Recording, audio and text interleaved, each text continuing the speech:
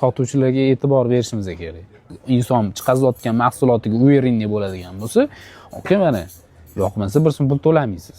Uверенный etish kerak. Pitichka yonadi-da.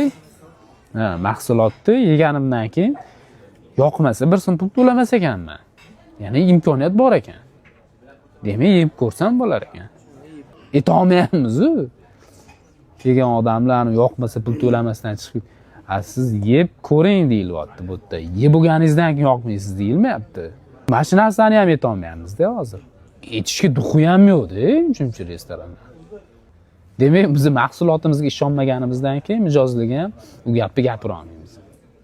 Tepadan borlaring, mijozga qanaqa qilib o'tkazasan? Mijozga etlaring, aka yeb ko'ring, yoqmasa rostdan bir so'm pul to'lamaysiz deb aytgan, deb rahbariyat aytadigan bo'lsa, keyin mijozlarga aytiladi bu narsa.